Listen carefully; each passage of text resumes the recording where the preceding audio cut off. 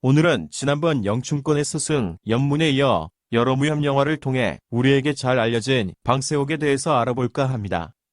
그런데 중국 역사에 방세옥이라는 인물이 실제로 존재했는지, 그리고 만약 방세옥이라는 인물이 실존했다면 영화처럼 그렇게 멋지고 의협심이 강한 무술의 고수였는지도 같이 알아보도록 하겠습니다. 중국 역사를 보면 18세기에 실제로 방세옥이라는 인물이 존재했다고 하는데요. 그의 무술 실력 역시 당시 유명했던 소림시포라는 무림고수 10인 중에서 2위를 할 정도로 대단했다고 합니다. 하지만 방세옥에 대한 역사적 자료는 청나라 조정이 반청복명을 추진하던 남소림사를 소탕한 후 소림시포에 대한 모든 자료들을 소각했기 때문에 현재까지 남아있는 것은 없다고 합니다. 다만 청나라 말기에 출간된 만청령과 소림소 영웅 등의 책을 통해 당시 소림고수들에 대한 이야기가 전해오고 있는데, 당시 책들에는 방세옥과 당대 소림무술 고수들을 모두 폭도로 표현하고 있다고 합니다. 그렇지만 이 책의 내용들이 모두 방세옥에 대해서 상세히 설명하고 있으며 방세옥이 생존했던 시기와 그리 멀지 않은 시기에 쓰여졌기 때문에 대부분 사실에 가깝다는 것이 전문가들의 의견이라고 합니다. 먼저 방세옥은 1739년생으로 중국 광동성 광주 출신으로 알려져 있으며, 그의 아버지는 방덕이라는 비단장수였는데 낮에는 장사를 하고 밤에는 무술연마를 좋아하던 사람이었다고 합니다.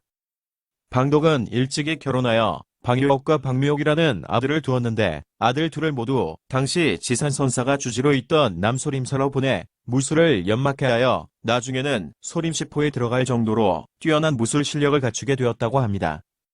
방덕은 첫 번째 부인이 병으로 죽은 후 줄곧 독신으로 지냈는데, 그가 60살이 되던 해에 소리모로로 알려진 묘향과 그의 딸이었던 묘치화를 도와준 일이 있었는데, 그것이 인연이 되어 묘연이 19살이었던 자신의 딸 묘치화를 방덕에게 시집 보내게 되었다고 합니다.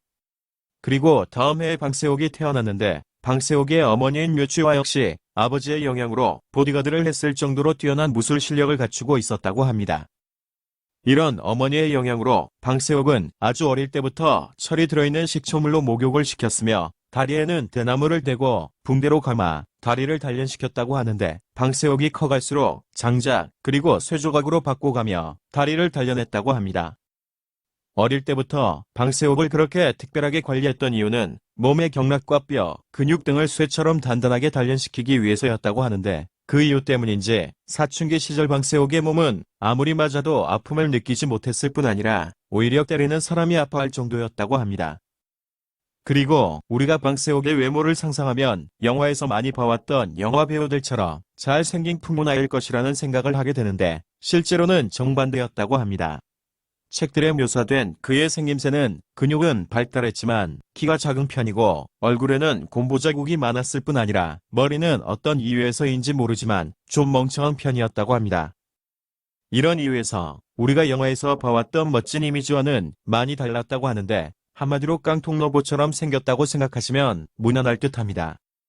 다음으로 방세옥의 성격을 보게 되면 영화 속에 나오는 의협심이 강하고 불의에 타협하지 않은 협객의 모습으로 나오는데, 실제로는 전혀 그렇지 않았다고 합니다.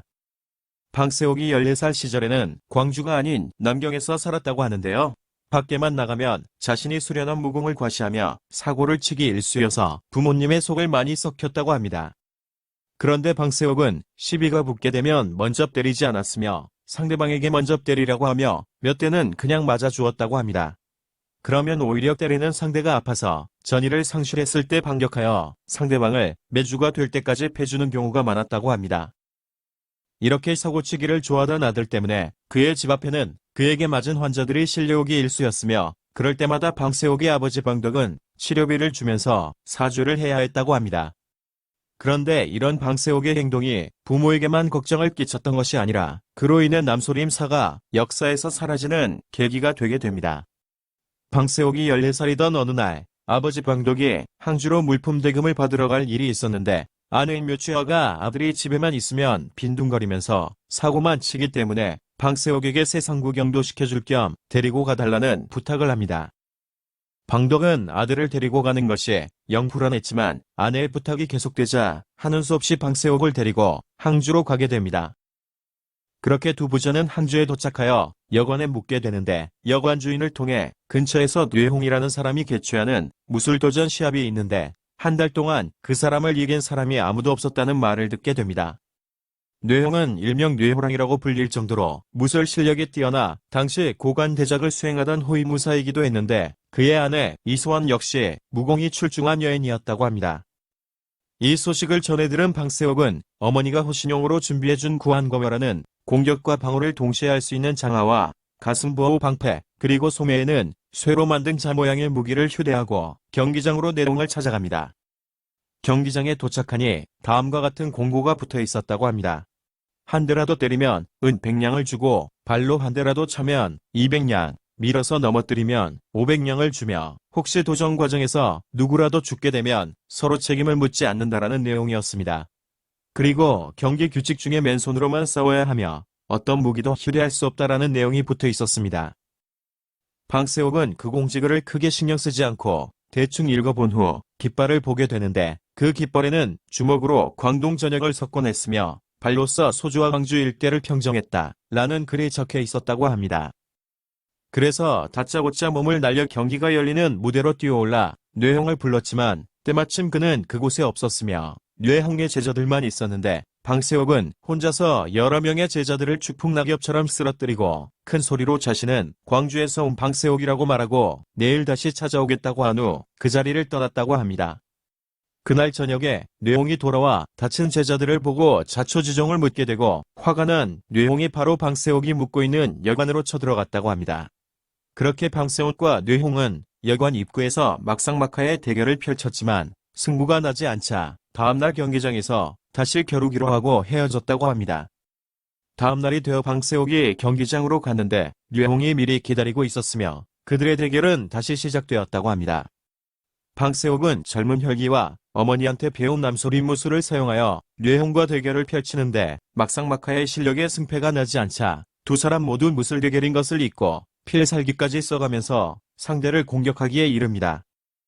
하지만 회합이 길어질수록 젊은 혈기를 당해낼 수 없었던 뇌홍은 조금씩 밀리기 시작하고 그 기회를 노려 방세옥이 최후의 일격을 날리게 됩니다.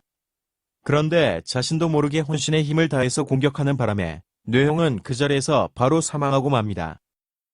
이에 많은 사람들이 놀라고 대결 과정에서 목숨을 잃더라도 책임을 묻지 않는다는 공지문을 기억했던 방세옥은 그 자리를 떠났지만 뇌홍의 제자와 아내인 이소환의 생각은 달랐습니다.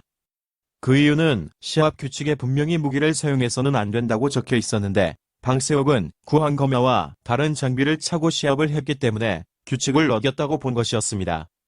그래서 이소환은 방세옥이 머물던 여관으로 달려가서 방세옥이 인사불성이 될 정도로 때려버립니다. 당시 방세옥이 오랜 대결 과정에서 지쳐 있었던 것도 있었지만 알고 봤더니 뇌청보다 이소환의 무공이 더 높았던 것이었습니다. 이렇게 방세옥이 이소환에게 당하자 방세옥의 아버지 방덕은 자신의 아내인 묘취하에게 자초지종을 이야기합니다. 그러자 이에 화가 난 묘취하는 이소환을 찾아가 다시 아들을 대신하여 복수를 해주게 됩니다. 그런데 여기서 이소환의 아버지 이파산이 딸이 다쳤다는 사실을 알게 되면서 가족 간의 복수가 무림문파 간의 싸움으로 확대되는 계기가 되어버립니다. 왜냐하면 이파산이 바로 그 유명한 무당파의 수장이었던 백미도인의 수제자였기 때문이었습니다. 이파산이 자신을 찾아올 거라는 말을 들은 묘취와는 자신의 무술 실력으로는 상대가 되지 않음을 알고 자신의 아버지와 같이 무술을 수련했던 오매사태에게 도움을 요청합니다. 오매사태는 앞에 올린 연문편에서도 설명했듯이 영춘권을 만든 무림고수로 유명한데 남소림사에서 무공이 높은 5명 안에 들어 남소림 모로의 한 분으로 칭송받던 비구니 스님이었던 것입니다. 당시 오매사태는 나이가 많은 노인이었지만 무술이 경지에 올라서 그런지 키도 크고 체구도 우람한 편이었는데 이파산이 복수를 하기 위해 묘취해와를 찾아왔을 때 그와 대결하여 단번에 죽여버리고 이파산의 딸이었던 이소환 역시 오매사태의 손에 죽게 됩니다. 이렇게 남소림파를 대표하던 오매사태가 무당파의 고수였던 이파산과 그의 딸을 죽여버리자 개인 간의 복수가 문파 간의 충돌로 급변하게 됩니다. 방덕은 일이 이렇게 커지자 모든 것을 정리하고 가족들을 데리고 고향인 광주로 내려가게 되며 이 사태의 발단이 된 방세옥의 안전이 걱정되었던 방덕은 방세옥을 남소림서로 보내 당시 주지로 있던 지산선사의 보호를 받으면서 무술을 연마하게끔 시킵니다. 지산선사는 남소림오로의 한 분이며 중국 무술 중에서 남권으로 유명한 홍가권 또는 홍권의 시조로 알려진 스님인데 훗날 황비홍도 홍가권의 고수로 잘 알려져 있습니다. 당시 남소림사에는 홍가권을 전파한 사람으로 유명한 홍익원을 비롯해 여러 제자들이 수련을 하고 있었는데 방세옥은 그들과 같이 소림사 여러 무술들을 배우면서 그의 무공은 날로 발전했다고 합니다. 이렇게 무당파의 위협을 피해 남소림사에서 음신하고 있던 방세옥에게 남소림사를 멸망시키는 결정적인 사건이 발생하는데 그 사건의 발단은 이러했습니다. 하루는 방세옥이 광동성에 있는 어느 저작거리를 걸어가는데 상점에서 싸움이 나서 맡고 있던 호회건이라는 남자를 도와주게 됩니다. 호회건이 아버지는 그 저작거리에서 작은 가게를 운영하고 있었는데 그 지역에서 세력이 있던 방직 노동자 클럽 사람들과 시비가 붙어 맞아 사망하게 되었으며 호회건 역시 심한 중상을 입을 정도로 맞고 있을 때 때마침 방세옥이 그 모습을 보고 그를 구해주게 된 것이었습니다. 그날 이후 방세옥은 호회건을 남소림사로 데리고 가서 같이 무술을 수련하지만 호회건이 머릿속에는 오로지 아버지에 대한 복수심만 불타고 있었습니다. 그러던 어느 날 호회건이 혼자서 몰래 남소림사를 빠져나가 아버지를 죽인 사람들을 찾아가서 앞뒤를 가리지 않고 장구몽을 비롯한 10여 명의 사람들을 죽여버리는 일이 발생하게 됩니다. 그런데 여기서 장구몽이라는 사람이 백미도인과 함께 무당파를 대표하던 풍도덕의 손재재였는데 그렇지 않아도 무당파와 남소림사 사이에 긴장감이 흐르고 있었는데 이 사건을 계기로 일촉즉발의 대립관계로 치닫게 됩니다. 이 소식을 전해들은 무당파의 백미도인은 남소림사와 생사를 건 결전을 벌이기로 결정하지만 쉽게 공격에 나서지 못합니다. 그 이유는 백미도인 자신에게는 동문 여자 선비인 오매사태가 남소림사 편을 들고 있었기 때문입니다. 여기서 남소림오로에 대해서 잠시 알아보면 그들은 모두 북소림사에서 동문수학했던 사람들이었는데 소림사가 청나라 군대에 의해 불타 없어지자 복건성에 있는 남소림사로 피신을 온 소림무술의 5고수들을 일컫는 말인데 남소림오조에는 오매사태, 지산선사, 백미도인, 풍도덕 그리고 방세옥의 외할아버지인 묘연이었다고 합니다. 하지만 세월이 지나면서 서로 갈등이 생겨 백미도인과 풍도덕이 무당파에 전향을 하면서 이들 간의 대결 구도가 형성이 된 것이었습니다. 비록 백미도인이 남소림사를 공격하기로 결정을 했지만 남소림사의 주지로 있는 지산선사와 오매사태가 힘을 합쳐 자신들에게 반격할 경우 승산이 났다는 것을 느낀 백미도인은 고심 끝에 여러 차례 오매사태를 찾아가 자신의 편이 되어줄 것을 부탁하게 되고 그 결과 드디어 오매사태를 자신들의 편으로 만드는 데 성공합니다. 이에 그치지 않고 백미도인은 남소림사를 확실하게 없애버리기 위해 청나라 조정에 자신들과 함께 남소림사를 치자는 제안을 하게 되는데 청나라 조정 역시 반청복명운동을 지속적으로 전개해오던 남소림사가 눈의 가시였기 때문에 백미도인의 제안을 받아들여 수천 명의 병사를 파견하여 무당파와 함께 남소림사를 공격하게 됩니다. 그렇게 남소림사로 진격한 무당파와 청나라 군대는 남소림사를 에워싼 후 남소림사에 불을 지르며 공격을 개시합니다. 급습을 당한 남소림사의 지산선사와 제자들은 전력을 다해 막아보았지만 갈수록 전세가 불리해졌는데 지산선사는 홍익관 등 여러 제자들에게 달아날 시간을 벌어주기 위해 최후의 결전을 벌이다가 백미도인에 의해 죽임을 당했으며 이 사건의 발단이 되었던 호회건 역시 그 자리에서 전사했다고 합니다. 남소림사 제자들이 모두 도망을 가거나 죽임을 당한 후 방세옥만 남게 되었는데 오매사태가 나와 그와 일전을 벌이게 됩니다. 이치대로라면 방세옥은 오매사태의 적수가 되지 못했지만 오매사태가 노인이었던 반면 방세옥은 결사항전의 정신으로 덤비는 혈기왕성한 24세의 청년이었기에 좀처럼 승부가 나지 않고 그들의 대결에 적지 않은 시간이 흘러가게 됩니다. 오매사태는 방세옥이 어릴 때부터 쇠처럼 단단한 신체를 연마한 것을 알고 시간을 끌면 자신이 불리해질 것을 알았기에 방세옥의 약점을 찾기 시작합니다. 그렇게 그녀가 찾아낸 방세옥의 약점은 다름 아닌 학문이었는데 어릴 때부터 아무리 몸을 단련했다고 해도 학문만큼은 단련하기가 쉽지 않음을 알아챘던 것입니다. 방세옥 역시 자신의 약점을 알고 있었던 터라 좀처럼 뒷모습을 보이지 않으려고 했으며 오매사태와의 대결에 집중하게 됩니다.